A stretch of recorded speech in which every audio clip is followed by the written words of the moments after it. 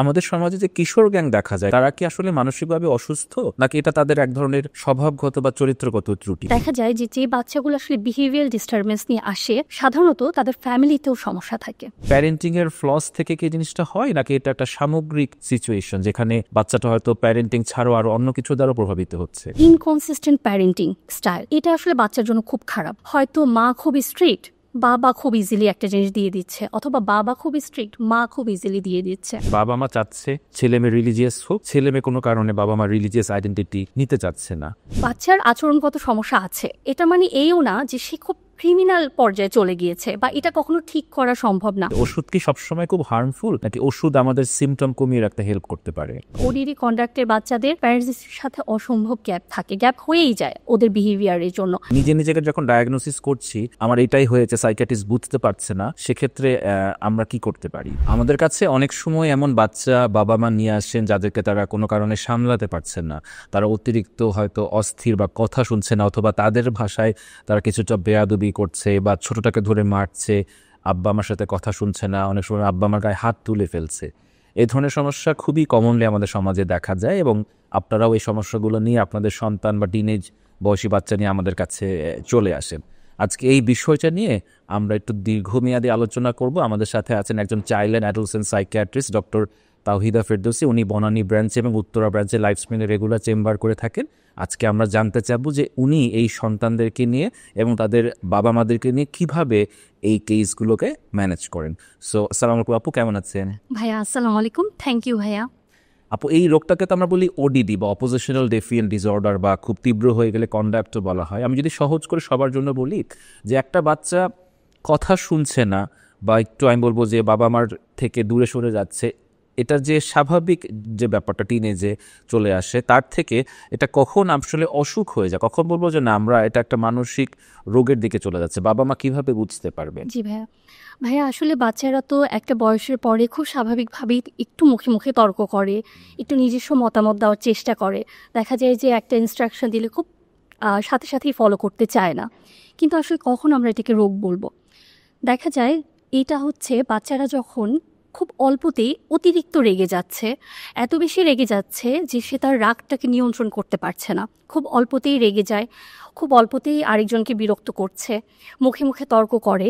এবং তর্কটা শুধু যে বাবা মার সাথে করে ব্যাপারটা এরকম না, এটা হচ্ছে বাসায়, স্কুলে, বড়দের সাথে সবসময় খুব তর্কে জড়িয়ে যাচ্ছে, সহজে একটা ইনস্ট্রাকশন ফলো করতে চাচ্ছে না, নিজের দোষের জন্য, নিজের একটা ভুলের জন্য সে অন্যকে দায়ী করে।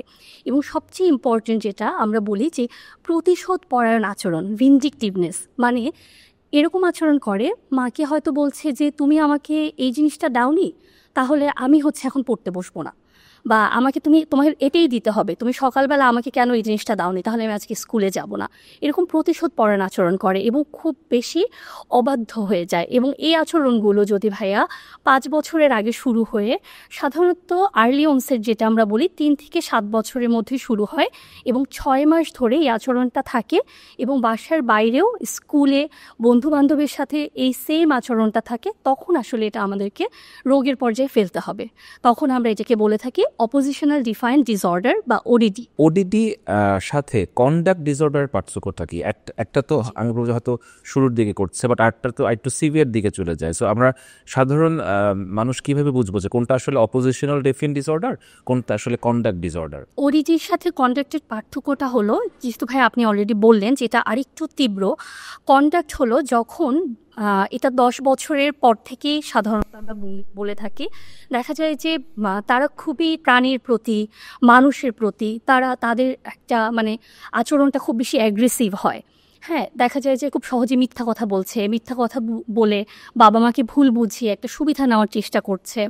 তারপর হচ্ছে বাবা মার কথা না মেনে বাসার বাইরে চলে যাচ্ছে, চুরি করা, হয়তো ছোটোখাটো জিনিস, বাবার ওয়ালেট থেকে টাকা সরাচ্ছে, মায়ের পার্স থেকে টাকা সরাচ্ছে, তারপরে স্কুল থেকে বিচার আসছে, অন্যদেরকে খুব বিরক্ত করছে, তারপর সমবয়সীদের সাথে মারামারি করছে, খুব ইন্টেনশনালি জিনিসপত্র নষ্ট করে। হ্যাঁ, যেটাকে আমরা বলি ডিস্ট্রাকশন অফ প্রপার্টি, মানে ফায়ার সেটিং, আগুন লাগিয়ে দেওয়া, নিজের সাথে কোনো শার্প ওয়েপন ক্যারি করা, নিজের সাথে হয়তো ব্লেড বা ছুরি বা লাইটার এগুলো ক্যারি করে। তো এই সমস্যাগুলো যখন থাকে, 1 বছরের বেশি সময় ধরে, তখন আসলে সেটাকে আমরা কন্ডাক্ট ডিসঅর্ডার বলি। আমাদের সমাজে যে কিশোর গ্যাং দেখা যায়, খুবই কমনলি আমরা পড়ি, তারা কি আসলে মানসিকভাবে অসুস্থ, নাকি এটা তাদের এক ধরনের স্বভাবগত বা চরিত্রগত ত্রুটি, বা আমরা ওনাদেরকে নিয়ে কি চেম্বারে কিছু করতে পারি কিনা? জি ভাইয়া, কিশোর গ্যাংটা যেটা, এটা তো আসলে এখনকার একটা খুব কমন একটা কালচার, কিশোর গ্যাং। তো যাদের কন্ডাক্ট ডিসঅর্ডার থাকে, যেহেতু কন্ডাক্ট ডিসঅর্ডার মানেই হচ্ছে যে নর্ম ব্রেকিং বিহেভিয়ার, মানে সমাজে প্রচলিত নিয়মকানুনটা তারা মানতে চায় না, এবং সেখান থেকে তারা বিভিন্ন অপরাধমূলক কাজে জড়িয়ে পড়ে। তো কিশোর গ্যাংয়ের মধ্যে এটা আসলে আমাদের আসলে এই অ্যাওয়ারনেসটা দরকার। যদি আমরা খুব অল্প বয়স থেকে, যখন একটা বাচ্চাকে আমরা মনে করছি যে তার মধ্যে ওডিডি ফিচারগুলো আছে, আমরা যদি তখনই অ্যাড্রেস করতে পারি, আমরা যদি তখনই এই জায়গাটাতে কারেকশন করতে পারি, তাহলে হয়তো এটা এতটা সিভিয়ার পর্যায়ে যাবে না। এবং আমরা জানি যে কন্ডাক্ট ডিসঅর্ডার থেকে পরবর্তীতে এন্টি সোশ্যাল পার্সোনালিটি ডিসঅর্ডার যেটা ডেভেলপ করে। তো এই জায়গাটাকে আসলে থামানো সম্ভব যদি আমরা খুব আর্লি ইন্টারভেনশন করে থাকি। কিশোর গ্যাং হওয়ার পিছে, বা আমরা প্রায় রাস্তাঘাটেও দেখি যে কিছু বাচ্চা কাচ্চা খুবই উচ্ছৃঙ্খল, জোরে গাড়ি চালাচ্ছে বা অনেক প্রকাশ্যে মাদক নিচ্ছে, কাউকে ডিস্টার্ব করছে। এই যে এই বাচ্চাগুলো টিনেজ বয়স থেকে এমন করছে, এটার পিছনে কি তাদের পরিবার কোনোভাবে দায়ী? প্যারেন্টিংয়ের ফ্লস থেকে কি জিনিসটা হয়, নাকি এটা একটা সামগ্রিক সিচুয়েশন যেখানে বাচ্চাটা হয়তো প্যারেন্টিং ছাড়াও আরও অন্য কিছু দ্বারা প্রভাবিত হচ্ছে? জি ভাইয়া, ওডিডিতে আমি খুব কমনলি যে পেশেন্টগুলো ডিল করি, আমি যদি একটু অবজার্ভ করি, দেখা যায় যে যে বাচ্চাগুলো আসলে বিহেভিয়ার ডিস্টারবেন্স নিয়ে আসে, সাধারণত তাদের ফ্যামিলিতেও সমস্যা থাকে। ইউজুয়ালি ফ্যামিলিটা খুব ডিসফাংশনাল হয়, অথবা দেখা যায় যে প্যারেন্টাল ডিসকর্ড থাকে, রিলেশনশিপ কনফ্লিক্ট থাকে। এটা আসলে অনেক বেশি প্রভাব ফেলে বাচ্চার উপরে। আমরা একটা জিনিস বলি যে ইনকনসিস্টেন্ট প্যারেন্টিং স্টাইল, এটা আসলে বাচ্চার জন্য খুব খারাপ। হয়তো মা খুব স্ট্রিক্ট, বাবা খুব ইজিলি একটা জিনিস দিয়ে দিচ্ছে, অথবা বাবা খুব স্ট্রিক্ট, মা খুব ইজিলি দিয়ে দিচ্ছে। তো এই জন্য আমাদের জন্য খুব চ্যালেঞ্জিং হয়ে যায় ওডিডি কেসগুলো ডিল করা, কারণ ওডিডি হচ্ছে বাচ্চাদের এমন একটা আচরণগত সমস্যা, যে জায়গাটাতে শুধুমাত্র আমি বাচ্চাকে যদি ইন্টারভেনশন দেই, এটা তাকে কিওর করাটা খুব ডিফিকাল্ট। আমাকে এখানে একদম হলিস্টিক একটা অ্যাপ্রোচে এখানে ডিল করতে হয়। যে আমার প্যারেন্টসদের মধ্যে যদি কোনো রিলেশনশিপ কনফ্লিক্ট থাকে, আমার এমন হয় যে যেসব ক্লায়েন্টের ক্ষেত্রে দেখা যায়, আমি বাচ্চার ব্যাপারে শোনার পরে আমি হয়তো জিজ্ঞেস করি, যে মাকে জিজ্ঞেস করি যে আপনি ভালো আছেন তো, আপনার কি কোনো সমস্যা হচ্ছে কিনা, আপনি কোনো মানসিক কষ্টের মধ্যে দিয়ে যাচ্ছেন কিনা। এবং দেখা যায় অনেক সময় তখন কিন্তু বেরিয়ে আসে যে মা হয়তো অসম্ভব মেন্টাল স্ট্রেসের মধ্যে দিয়ে যাচ্ছে, হয়তো বাবার একটা সাইকিয়াট্রিক কোনো একটা ডিসঅর্ডার আছে, অথবা মায়ের কোনো একটা সাইকিয়াট্রিক ডিসঅর্ডার আছে, অথবা প্যারেন্টস রিলেশনশিপটা খুব খারাপ। তো সেক্ষেত্রে আমাদের যেটা হয়, আমি যদি প্যারেন্টসের রিলেশনশিপের জায়গাটা ঠিক না করতে পারি, অথবা মাকে আমি প্রপারলি ট্রিটমেন্ট না করতে পারি, শুধুমাত্র বাচ্চাকে নিয়ে কাজ করে আসলে এটা ঠিক করা সম্ভব না। এখানে আসলে সবগুলো ফ্যাক্টরি রিলেটেড। আপু, একজন 12-13 বছরের মেয়ে, অথবা ধরুন 14-15 বছরের মেয়ে, তিনি সেক্সুয়ালি অ্যাবিউজড হলো, হ্যাঁ, তার কাছে কেউ দ্বারা বা শিক্ষক দ্বারা, যে কেউ দ্বারা, প্রচণ্ড ভেঙে পড়লেন, আপনার কাছে আসলেন। আপনি যেহেতু এই ধরনের কেস অনেক ডিল করেন, বিইং এ অ্যাডোলেসেন্ট সাইকিয়াট্রিস্ট, আপনি তাকে ওষুধ দেওয়ার পাশাপাশি কি বলে ইনিশিয়ালি কমফোর্ট করেন? ভাইয়া, এটা একটা খুবই আমার পার্সোনাল এক্সপিরিয়েন্স থেকে এটা আসলে আমি খুব মাঝে মাঝে অবাক হয়ে যাই যে এই ধরনের কেসগুলো যখন ডিল করি, এত কমনলি তাদের চাইল্ডহুড সেক্সুয়াল অ্যাবিউজের হিস্ট্রি থাকে, এবং খুব ক্লোজ রিলেটিভ দিয়ে একদম খুব কমনলি ইনভেরিয়েবলি আমরা পাই। এবং দেখা যায় যে প্যারেন্টসও জানে না, হয়তো উনি প্রথমবার আমাকেই বলেছে, কাউকেই হয়তো এর আগে সে বলেনি। এবং যখন এটা হয়, আমি প্রথমেই তাকে এই জায়গাটায় এনশিওর করার চেষ্টা করি যে সে যেন খুব কমফোর্টেবল ওয়েতে আমার কাছে আগে বলে, এক্সপ্রেস করে। ভেন্টিলেশনটাও তো আসলে দরকার। তো এই জায়গাটাতে আমি তাকে এনশিওর করি যে এটা আসলে নিজেকে এখানে অপরাধী ভাবার কোনো কারণ নেই, বা এটা মানে যে একটা মানুষ খারাপ, ব্যাপারটা এরকম না। এটা আসলে তার সাথে একটা ভুল আচরণ হয়েছে, যেখান থেকে আসলে তার সামনের এত বড় একটা জীবন নষ্ট হয়ে যেতে পারে না, যেখানে আমাদের কাজ করার সুযোগ আছে, তাকে হেল্প করার সুযোগ আছে। তো আমি এই জায়গাটা এনশিওর করার চেষ্টা করি সবার আগে। একটা বাচ্চা ধরুন বিপথে চলে যাচ্ছে, বা ওডিডি কন্ডাক্ট আমি যেটাই বলি না কেন, এখন সেই বাচ্চাটা যখন আপনার কাছে প্রথমে আসে, আপনি তার কাছ থেকে কিভাবে হিস্ট্রিটা বের করেন, কিভাবে তাকে আপনি হেল্প করেন ওপেন আপ করার জন্য? আচ্ছা, ওডিডির বাচ্চারা যখন আসে, মজার ব্যাপার হলো যে চেম্বারে অন্য যে কোনো প্যারেন্টস যখন আসে, তার কাছ থেকে হিস্ট্রি নেওয়ার জন্য যেরকম অ্যাপ্রোচ করতে হয়, ওডিডির বাচ্চা বা কন্ডাক্টের বাচ্চার প্যারেন্টসরা যখন আসে তারা আসলে এত বেশি ডিস্টার্ব থাকে, এত বেশি ফেড আপ থাকে। তো দেখা যায় চেম্বারে ঢুকেই তারা কমপ্লেন, শুধু বাচ্চার এই কমপ্লেন সেই কমপ্লেন, দেখা যায় তারা নিজেরাই অনেক কমপ্লেন বলতে থাকে। তো অনেক সময় আমরা প্যারেন্টসদেরকে বলি যে ওর দুইটা ভালো দিক বলেন। তো দেখা যায় ভাইয়া খুঁজে আর ভালো দিক আর ওনারা পান না, কারণ যেহেতু এই ধরনের বাচ্চাদেরকে ডিল করাটা অ্যাজ এ প্যারেন্টস আসলে তো অনেক ডিফিকাল্ট। আর আমাদের কাছে তো আসে এমন একটা পর্যায়ে সাধারণত কিন্তু বাসা থেকে অ্যাড্রেস করে খুব একটা আসে না। যখন বাচ্চাটা স্কুলে যায়, স্কুল থেকে কমপ্লেন আসে, তখন কিন্তু প্যারেন্টসরা আমাদের কাছে আসছে। এবং অতদিনে কিন্তু ভাইয়া অলরেডি তাদের আচরণে আসলে এত বেশি সমস্যা হয়ে গিয়েছে, মা তো একেবারে মহাবিরক্ত, মানে তার লাইফ তো প্রায় শেষই হয়ে যাচ্ছে এরকম একটা অবস্থা।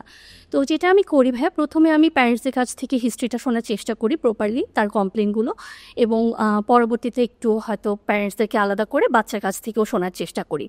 এবং যেটা আমি এনশিওর করি ওডিজির বাচ্চা বা কন্ডাক্টের বাচ্চার ক্ষেত্রে প্যারেন্টসদেরকে সবার আগে, যে দেখেন বাচ্চার আচরণগত সমস্যা আছে, কিন্তু এটা মানে এইও না যে সে খুব ক্রিমিনাল পর্যায়ে চলে গিয়েছে বা এটা কখনো ঠিক করা সম্ভব না।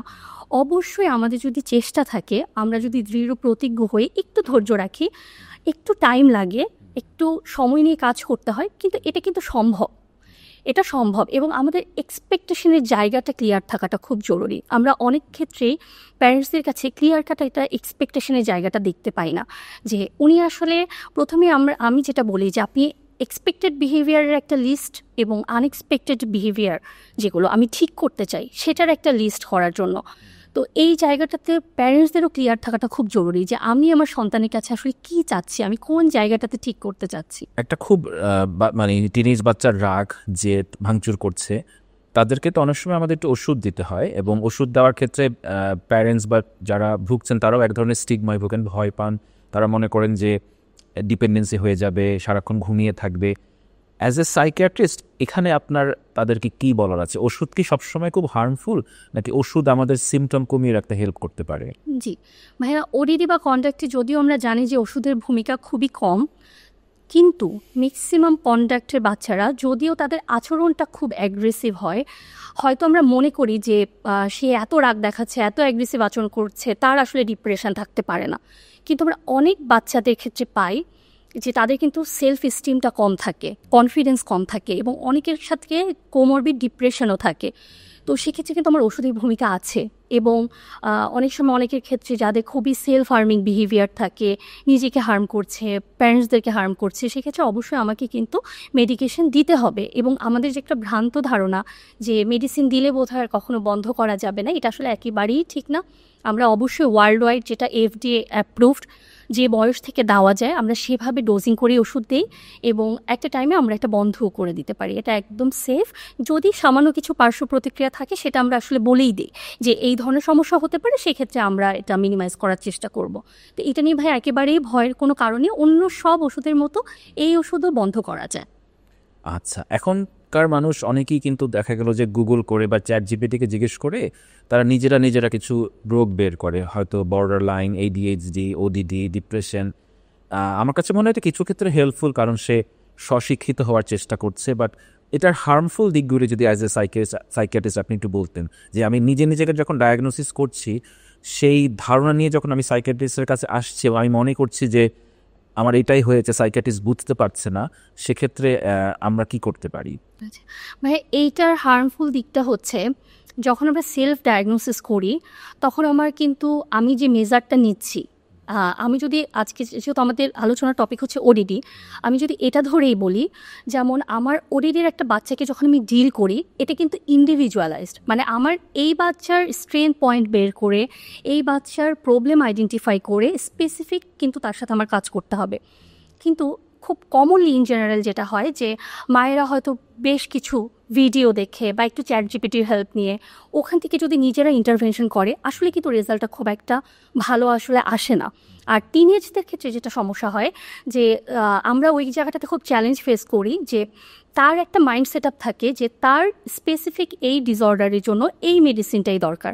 যখন আমরা মনে করছি যে না, তার এই মেডিসিনটা দরকার না, আমি হয়তো একটা মেডিসিন দিচ্ছি, সেক্ষেত্রে ওই মেডিসিনটা কিন্তু সে সহজে নিতে চায় না, কারণ সে মনে করে আমি তো চ্যাট জিপিটিকে প্রবলেম বলেছি, আমার প্রবলেমটা এটা আইডেন্টিফাই হয়েছে, তাহলে আমার এই ওষুধই দরকার। ওডিডির আলোচনা আমি একটা জায়গায় আসবো, যে অনেক সময় আমরা দেখি যে প্যারেন্টিংয়ে তেমন সমস্যা নাই। এখন অবশ্যই এটা ঠিক যে মানে বাবা মা হিসেবে কেউ তো পারফেক্ট না, আমাদের প্যারেন্টসরাও ছিল না, আমরাও আমাদেরও অনেক ইমপারফেকশন আছে। কিন্তু তারপরেও কিন্তু আমরা অনেক বাচ্চাদেরকে সমাজে দেখি যে যারা একটু নার্সিসিস্ট ট্রেটের দিকে চলে যাচ্ছে, বা সিম্পলি কথা শুনছে না, অ্যারোগেন্ট হয়ে যাচ্ছে, কিশোর গ্যাংয়ে চলে যাচ্ছে।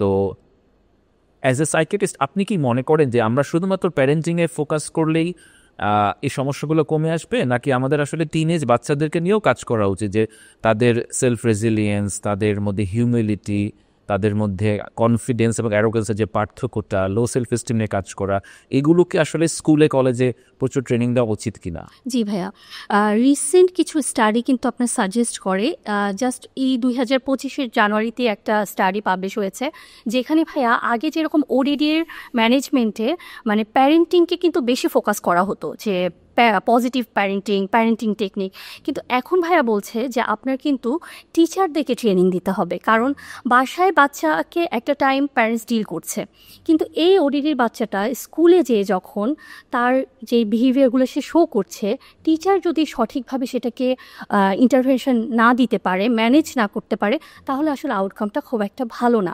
এবং স্কুল কলেজে খুব বেশি অ্যাওয়ারনেস ক্রিয়েট করতে হবে, কারণ আমাকে তো প্রথমেই আইডেন্টিফাই করতে পারতে হবে যে আমার কোন বিহেভিয়ারটা, যেহেতু স্কুলে একজন টিচার অনেক সময় বাচ্চাটাকে উনি দেখেন, অবজার্ভ করেন, সো উনি কখন প্যারেন্টসকে ইনফর্ম করবেন, বা আজকাল অনেক স্কুলে কাউন্সিলর আছেন, কাউন্সিলরের কাছে হেল্প সিক করবেন, বা চাইল্ড অ্যাডোলেসেন্ট সাইকিয়াট্রিস্টের কাছে পাঠাবেন। সো এই ক্ষেত্রে কিন্তু টিচারদের ট্রেনিংয়ের একটা খুব গুরুত্বপূর্ণ ভূমিকা রয়েছে, এবং স্কুল কলেজগুলোতে অ্যাওয়ারনেস ক্রিয়েট করার একটা খুব বড় একটা ভূমিকা রয়েছে।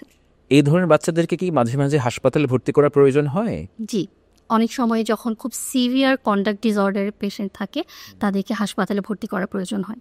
অ্যান্টি সোশ্যাল পার্সোনালিটি নিয়ে আপনি একটু বলবেন, যে এটা কখন আমরা বুঝবো যে একটা মানুষ অ্যান্টি সোশ্যাল পার্সোনালিটির লক্ষণ তার মাঝে প্রকাশ পাচ্ছে, এবং তখন আমরা অ্যাজ কেয়ার গিভার্স কী করতে পারি?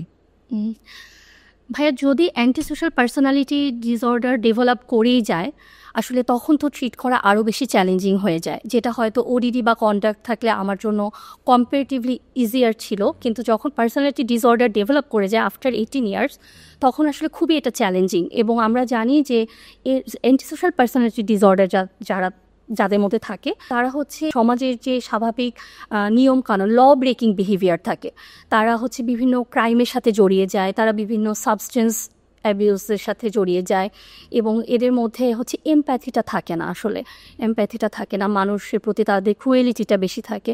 তো তারপরেও সেটা ট্রিটেবল কন্ডিশন না, এরকম না, সেখানেও আসলে আমাদের কাজ করার সুযোগ আছে। টিনেজ অনেক ছেলেমেয়েরাই এখন দেখা গেল যে একটা রিলেশনশিপে জড়িয়ে পড়ছে, তাদের ব্যক্তিগত ব্যাপার অবশ্যই, কিন্তু একটা 15-16 বছরের মেয়ে যদি কোনো একটা রিলেশনশিপে জড়িয়ে যায়, অ্যাজ এ সাইকিয়াট্রিস্ট আপনার কাছে আসলে আপনি কি কি দিক খেয়াল রাখতে বলেন, সো দ্যাট তার জীবন এবং ক্যারিয়ার নষ্ট না হয়ে যায়?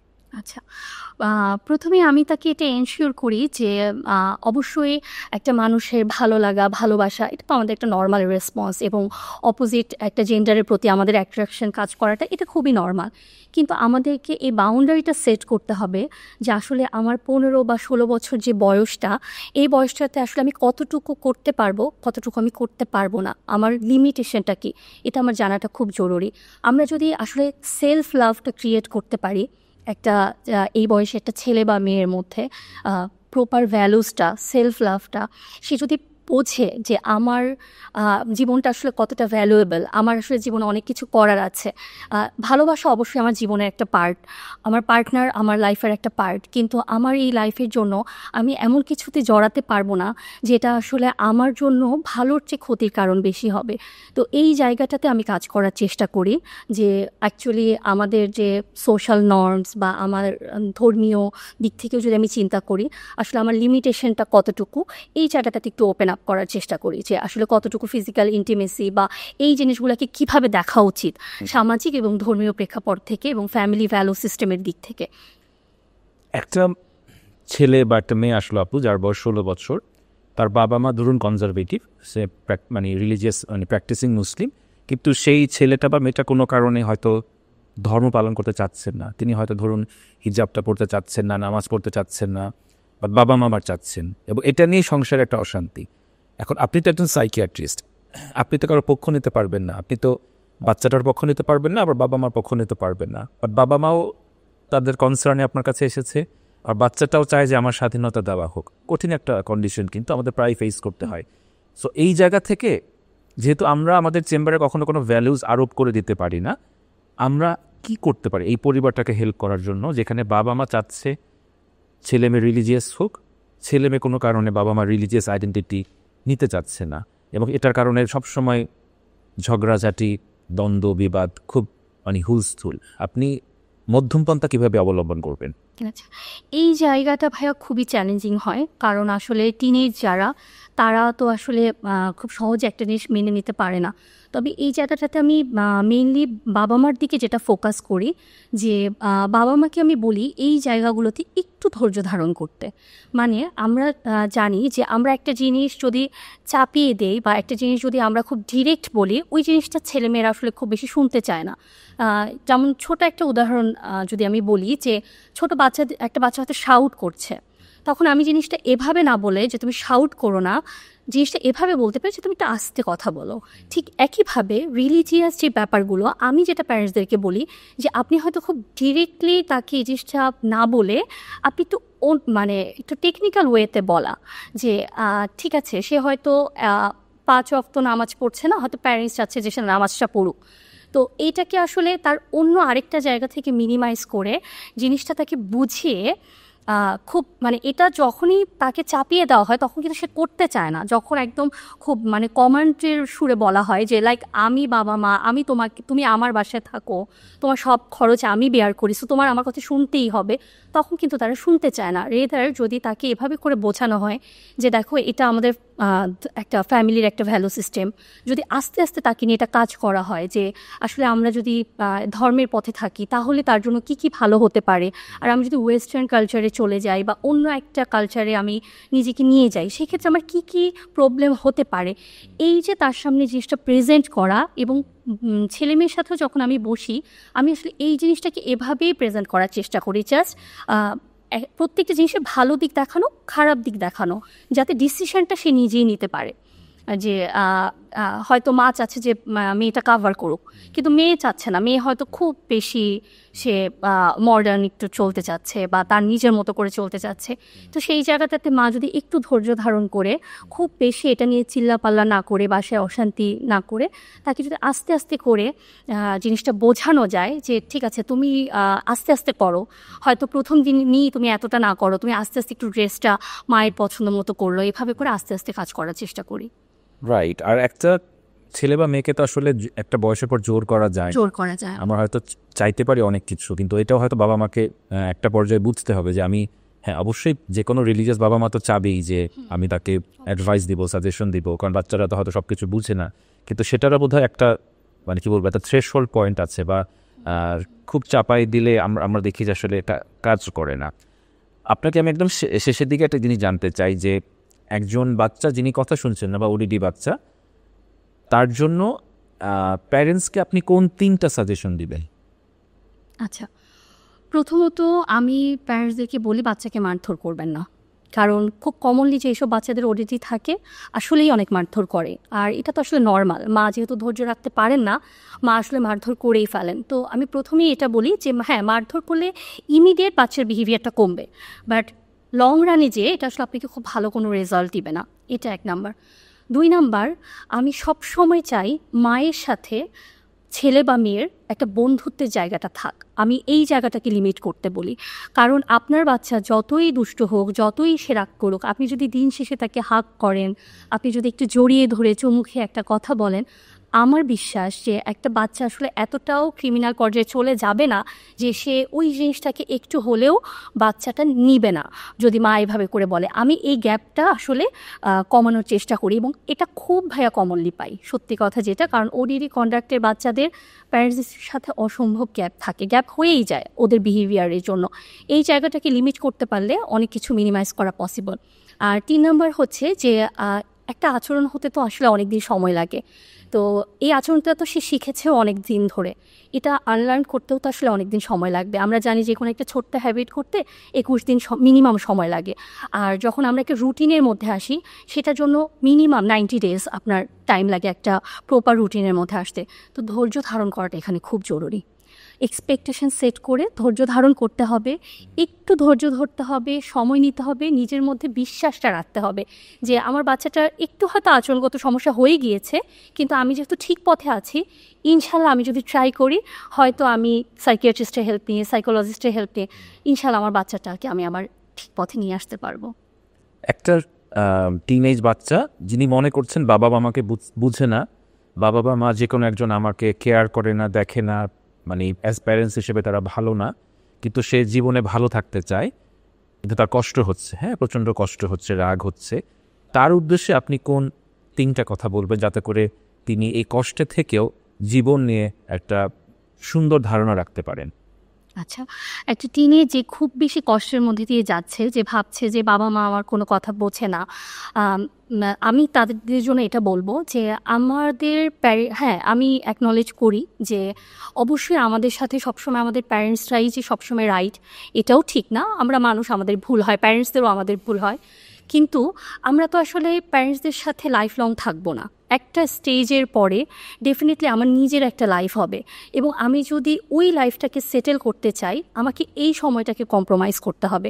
আমি হয়তো বুঝতে পারছি যে আমার মা হয়তো আমার প্রতি অনেক বেশি মানে একটা জিনিস খুব ফোর্স করছে, আমি হয়তো বুঝতে পারছি যে এই জিনিসটা হয়তো ঠিক না, বা এই জিনিসটা একটু বেশি হয়ে যাচ্ছে, কিন্তু আমাকে ধৈর্য ধারণ করতে হবে একটা পরবর্তী একটা সুন্দর জীবনের জন্য। কারণ আলটিমেটলি আমি যদি এখন তাদের সাথে খুব টক্সিক রিলেশনশিপে চলে যাই, এটা তো ভাই আমাকে আলটিমেটলি কিছু দিবে না। এই সময়টাতে তো আমি বেরো হয়ে যেতে পারবো না, প্র্যাকটিক্যালি এটা পসিবল না, বা আমি তো সেলফ ডিপেন্ডেন্টও না। কিন্তু আমি যদি এটাকে একটু জাস্ট একটা সাইড করে আমি যদি একটু ফোকাসড হই যে আমার লাইফের আলটিমেট কনসার্ন কী, আমি আমার জীবনে কী চাই। অনেকে আছে যারা চায় দেশের বাইরে স্টাডি করতে যাবে, কেউ লাইফে হয়তো একটা আলটিমেট গোল হলো তার একটা ভালো লাইফ পার্টনার হওয়া, হোয়াট এভার। কিন্তু সে যদি ওইটাকে ফোকাস করে এই সময়টাকে জাস্ট সে পাস করে, তাহলে কিন্তু তার ফিউচারটা অনেক বেশি সুন্দর হবে। রেদার এখন সে প্রতিদিন বাবা মার সাথে এগুলো নিয়ে ঝগড়াঝাটি, অশান্তি, এটা নিয়ে খুব ডিপ্রেশনে আমি থাকলাম, আলটিমেটলি আমাকে তো এখান থেকে কিছু দিবে না। থ্যাংক ইউ আপু, আপনি অনেক সুন্দর করে বলেছেন। আমি আশা করি যে যারা শুনছেন টিনেজার বা তাদের বাবা মা, তাদের অনেক কিছু তারা শিখতে পারবেন। এবং ডক্টর তহিদা ফেরদৌসী, উনি বনানী এবং উত্তরা ব্রাঞ্চে রেগুলার পেশেন্ট দেখছেন। উনি একজন child and adolescent psychiatrist. So আপনার বয়স যদি একদম 1 থেকে শুরু করে 18 বছর বয়স পর্যন্ত হয়, বা তাদের গার্জিয়ান আপনি হন, আপনি ওনাকে রেগুলার বেসিসে লাইভ স্ক্রিনে দেখাতে পারবেন আমাদের হটলাইন নাম্বারে ফোন করে।